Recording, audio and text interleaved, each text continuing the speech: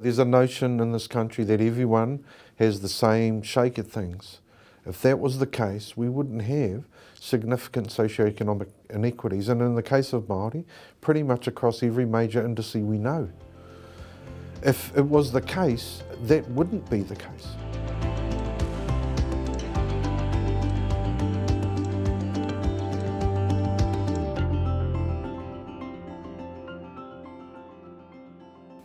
Rauranga tira mā, tēnā koutou katoa. Nau mai, hara mai, ki tēnei kōnei ipurangi ko Ao Mai Te Rā, te ingoa. Welcome to Ao Mai Te Rā, a podcast series where we investigate and discuss racism in all its forms and how we can get rid of it.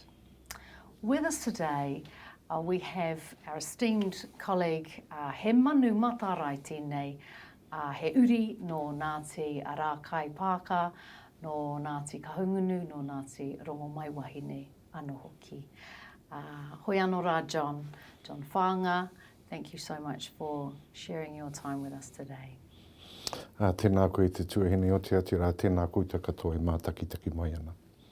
So John, we're here to talk about racism.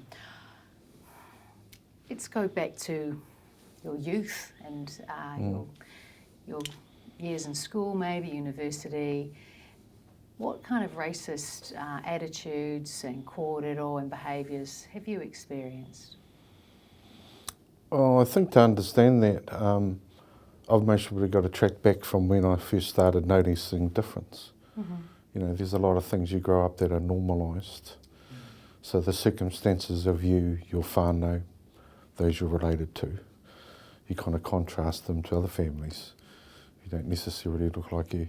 I think for me, it wasn't until later on that I started noticing difference. And I think part of noticing that difference for me, I wouldn't have most probably even thought about in terms of things like racism. I noticed the difference that our tikanga was compared to European ways of doing things or Pākehā ways of doing things. I kind of wondered why my elders would tell me stories about being beaten at school for speaking the only language they knew. Noble, distinguished people. And so, you know, for me it was trying to understand, well, hang on, these are people that are beautiful people. Why would someone beat them? And so, yeah, my arrival at understanding things like racism, I think, started with my understanding my history, particularly my Māori history. You know, my mum's Pākehā. But understanding that difference and then understanding why it was that certain cultural things were valued over others. So why it was that the European language, the Pākehā language, te reo ingari, English, English customs. Well, to understand that, you've got to actually go through and understand the process of colonisation in this country and its outcomes. I think the other big driver for me understanding or wanting to understand things like racism and discrimination is, I suppose if I've got an academic background, it's in education. And I think education is a great enabler, but also challenges you to understand things. And I wanted to understand things like racial superiority, not because I wanted to embrace it, but I wanted to understand the why. You know, I'm a product of history. I love my tribal history. I like New Zealand history.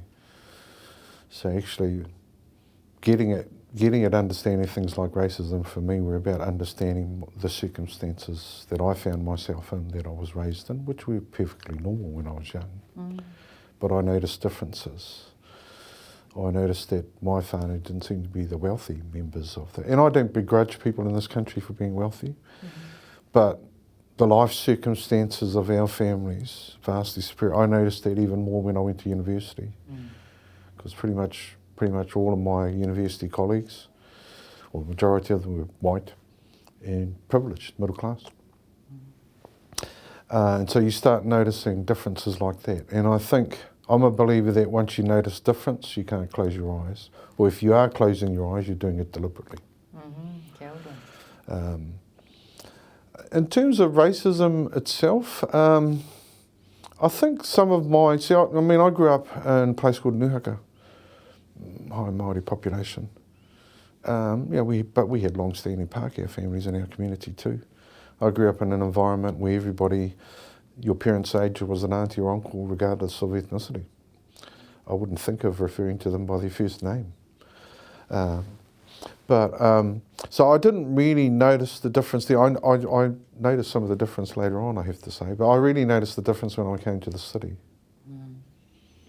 I'd never been in places that weren't strongly Māori. I went to a Māori boarding school as well before I came down to Wellington. I can still remember the first time I went to Christchurch. It felt like an alien place. The first time I walked into a bar there and the whole bar just stopped. I thought, what are these Pākehā stopping for? Then I realised I was the only Māori in the room. So those things I started noticing more, I think particularly as I went through university and in areas where there are a lot of different people, and actually my own awareness and understanding of our history.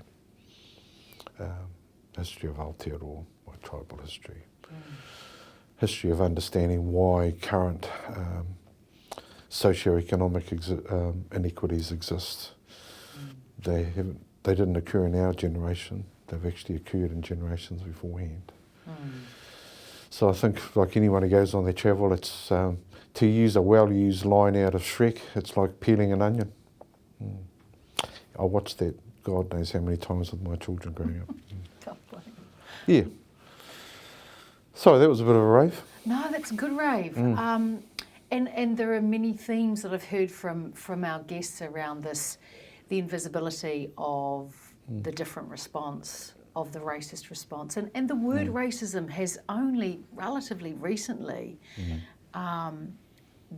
been coming off our tongues, if you will. Do you want to talk a bit about that in terms of the readiness and your role in the Ministry of Health at the moment, and how perhaps you're capturing some energy of the moment to accelerate change around getting rid of racism? Yeah, I'll start with the current accelerator for change and then I might step back. So I think certainly for us at the time we were out engaging for the Māori Health Action Plan. It wasn't called whakamaua at that stage. It was only some months after the horrific events in Christchurch. And so off the back of the PM's call for an international and national call to action against racism and discrimination, that resonated with our communities we engage with, not surprisingly. But also, so I think that's some of the current impetus. And I think also, and it's terrible that it should have had to take an event like that. But I think the shock of that horrified, I don't know anyone who wasn't horrified by that. For me, it reminded me of, I grew up kind of at the kind of tail end of village communities going en masse to church. So it reminded me of what it would be like for me going down to our local church, Te Aranga, and finding all my whanaunga there shot after going in there for karakia on a Sunday. So I think, that horrific event resonated with our community as much as other New Zealanders. And also people reflected back on work, and this is part of the going back undertaken by people like Eddie Hapati Ramsden with kawa whakaruruhau and cultural safety. But also reflected that for some time, at least a decade or so, it had been almost impossible to have the discussion. And I think the tough thing about racism is there is no easy way to have that discussion. But I do believe that if we can learn something of the feminist revolution and sexism, until you use those terms, until you call out that behaviour and practice by name, you haven't begun the process of addressing it. I think in our country, if I'm honest, we would have liked to think, so I'm talking here at a kind of broad national Kiwi level, we would like to believe that we're not as bad as other places overseas. And that's mostly the sneaky part of our history. The practices of government, the assimilationist and integrationist practices of government happened here. They perhaps because they weren't as brutal as some of the other areas, it was seen to be not as bad. But nonetheless, those things had an impact over time. You might argue that I forget who it was said, you know, it's not about the loss of land, it's the loss of your mind. You know, it's your last bastion of mana motuhake. You know, you can lose everything else, but if you lose it from here, it's gone. And So we can certainly argue that there has been, as a psychiatrist, I can say, there's been a loss of the Māori mind and the well-being of the Māori mind. Yeah. Oh, look, I think impact on all of that, in our terms, absolutely an impact on our wairua. You know, you lose your ukaipo, your whenua, that's going to have a significant impact on your wairua. So I think we haven't been ready in the past, I think, in this country for a discussion about racism. I think we want to have safer conversations about things like discrimination or bias or unconscious bias, because that doesn't sound as bad as racism. But I think you have to take the opportunities when they come along. And it is horrible that something like what happened to those poor whānau in Christchurch happened. But if there's some good out of there which gets people to confront things like racism, from our perspective, getting back to the work we do, our interest is particularly to understand structural and systemic racism.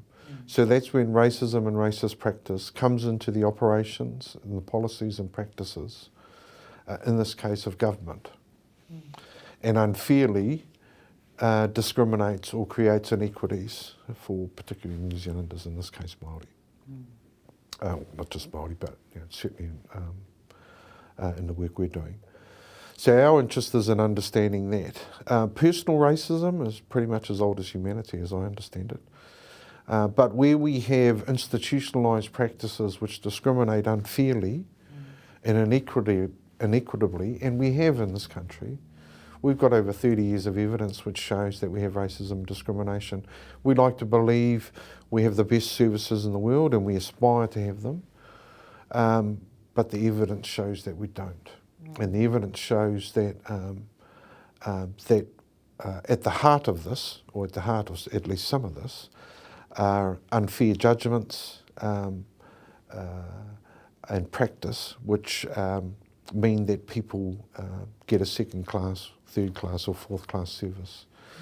So that's certainly an area of interest for us. Also, on the positive side of things,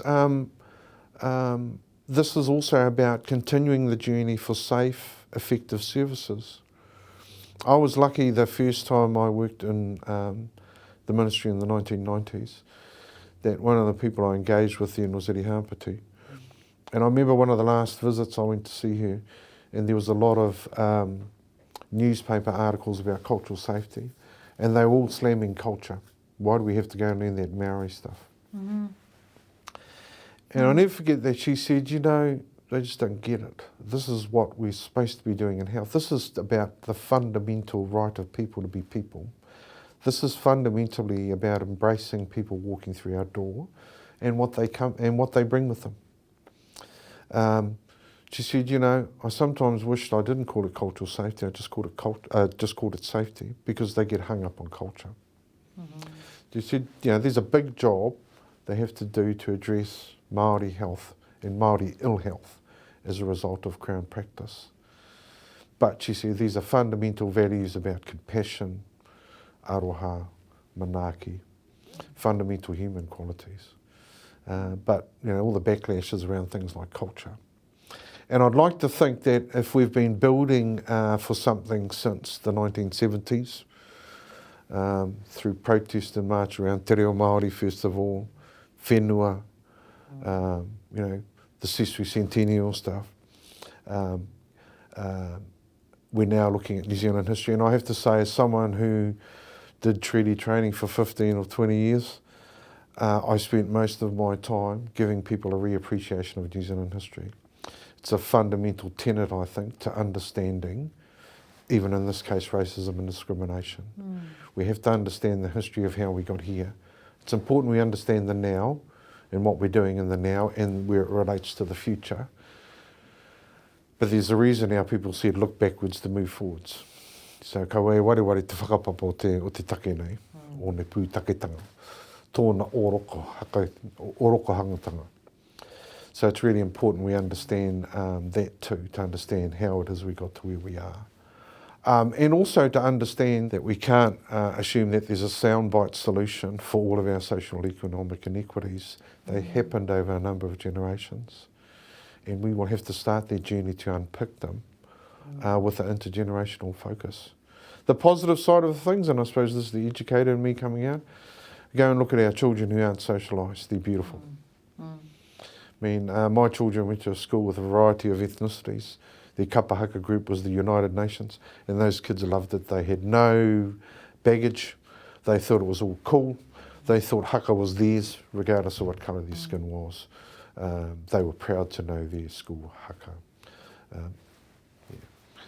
You know, so that gives me hope. If we turn around some of these things, but the first of that, which is the work we're starting off with, is what do we mean by these things? So what does racism mean? And then the variations of it, institutional racism, interpersonal racism. What does discrimination mean? What is bias? I'd love it when, and I'll wait for the empirical advice to come in about what unconscious bias is. I can't resist saying that. I understand the bias part, it's the unconscious bit I'm trying to get my head around. So was someone sleep talking when they called me a less than nice name? I'm not sure. Yeah, it's interesting, isn't it? These kupu Pākehā and the history of those words and how those words are used in those contexts. And the word racism itself is only, as I said before, quite a new word that we're becoming familiar with. Why do you think it tends to attract such a powerful response? What is it about that word and what it means to Pākehā people, to some Pākehā people who respond with such pushback and rejection of the term in the face of evidence that they are part of a racist system, they are benefiting from racism and they're acting in a racist way? What is that actually about as far as you're concerned? I just finished reading this book called White Fragility. D'Angelo's, I think her name is, a Pākehā woman from the States. The thing that interested me about it was that she, one of the things she talks about is those who have privilege cannot see it. They fundamentally, those who don't have privilege can see it. Yeah, those who have privilege can't see it. And you know, to connect back to the point I was saying before about New Zealand history, one of the reasons I'm a great supporter of making sure that New Zealand history is taught through our formal schooling is you have to have that understanding of history over time to understand how it is that what we deal with is what it is, to understand and actually to unmask privilege. So there's a notion in this country that everyone has the same shake at things. If that was the case, we wouldn't have significant socioeconomic inequities. And in the case of Māori, pretty much across every major industry we know. If it was the case, that wouldn't be the case. So part of what you have to do is, and these are the things alongside it, so to get to have a discussion about racism, you've got to say, hang on, what are we talking about first? Because we jumble it all up. Everything from interpersonal racism to a racist state to the racist police, it all lumps together. You've actually got to unpick it. Again, to use the analogy, use the onion. You've got to unpick it. Alongside that, you've got to have an understanding of how we got to where we are now. And as part of that, to be open to possibly understanding the world as you know being a little bit different. That actually over time we can clearly show, and we have enough evidence to show that the life circumstances across New Zealand populations weren't the same, particularly for Māori. They were poorer, they were less employed, they were less likely to be in a position to provide for themselves in retirement, all of those things. you can't get to that unless you've got an understanding of those things. And I think understanding things like privilege is part of that key. One of the other things she says, which I found really interesting, was that white's the only colour where you don't have to account for colour. Everybody else does. And why is that? Because it's normal. I think there's also, I think part of the journey here so if we've been on a renaissance for te ao Māori and tikanga Māori, te reo Māori since the 1970s, I think, and you saw it coming out in the lead up to the Sesu Centennial celebrations, on the other side, what it's caused, so we've been working purposefully at making sure we didn't lose our language and culture. I think for non-Māori New Zealanders, particularly European New Zealanders, it's raised questions about what are the elements of their community, what are the dimensions of their culture. Because many of them don't see themselves as European, they have European whakapapa, they don't see themselves as, they see themselves as being from here. And again, I think that's another journey alongside this journey of racism. It does connect to, I think, a sore point for Europeans, mostly more generally. You know, a large part of the world was dominated and conquered over 500 years by European colonial powers. We were kind of late in the piece. That's the one advantage of being in the Antipodes.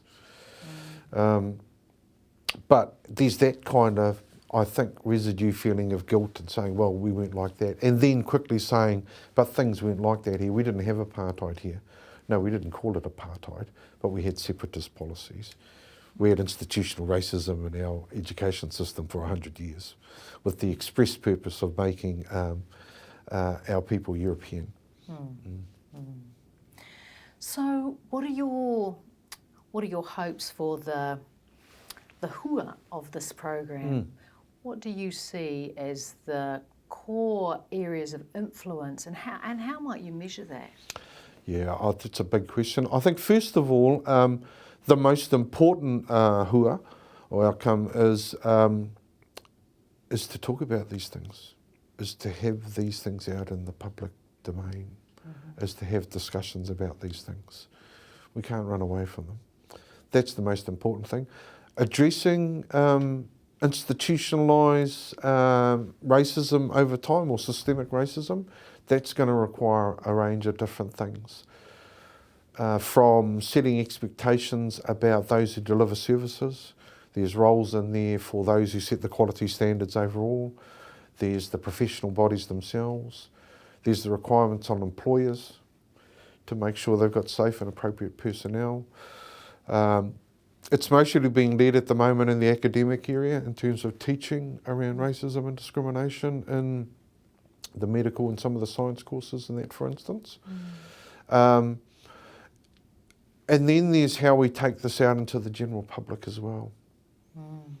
And I think alongside that is helping to redress the current situation where we don't, at a general public level, have a good understanding of equity. We still think in this country equity means everyone gets treated the same. And of course, equity fundamentally is not about that.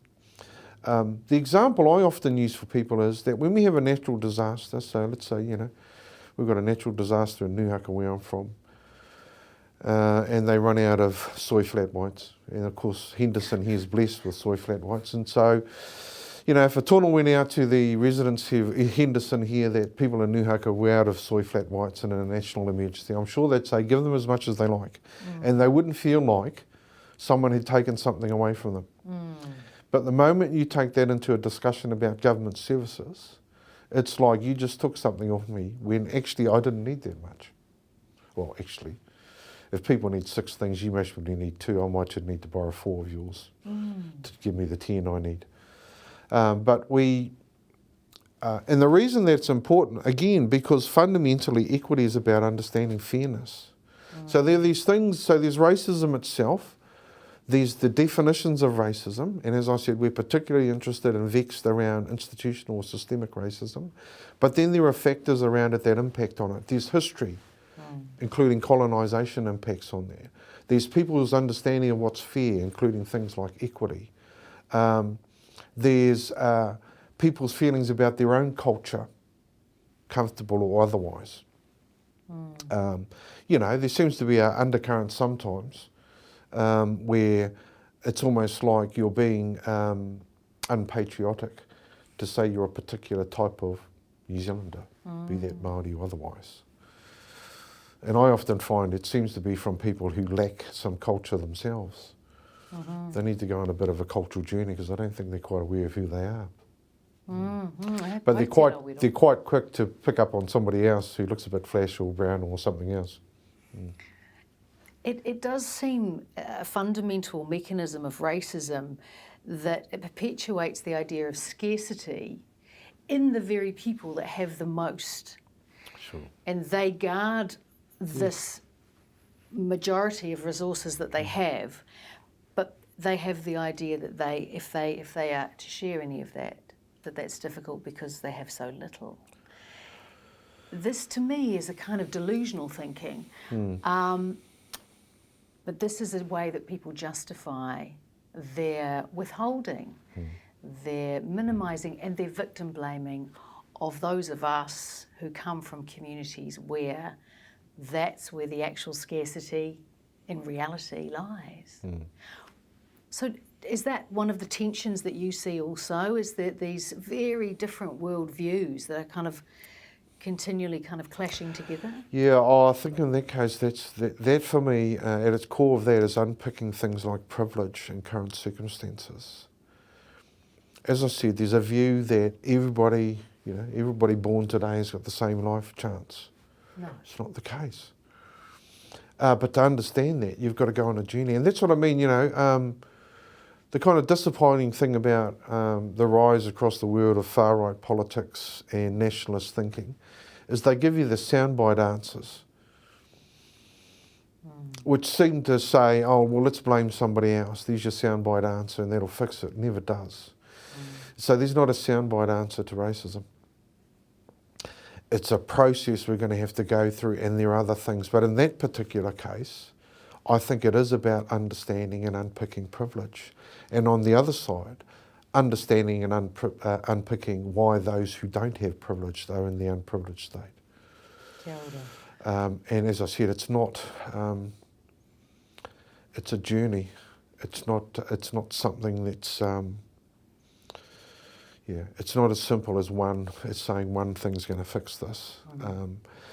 On the positive side, if you put a positive lens around these things, if people are comfortable about who they are culturally, if they understand their place in the world, if they're comfortable in relating with other people, if they understand it's okay to be different, we can still come together. If you've got those, if you're creating that environment, so if I'm looking through the teaching of history and stuff in schools and that, if you look at that side of things, there are other ways you can get a more positive, create a more positive view of things. For too often, for over 100 years in this country, we normalised the view that there was only one national language, English, and that we were all one New Zealand club. And, and socialised that view. And so, actually, a lot of the...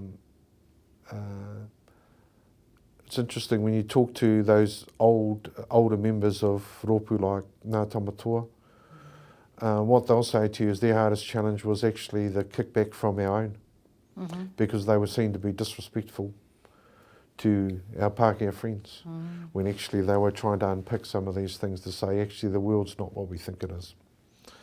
There's a reason you're all doing the gardens and everybody else owns the farm.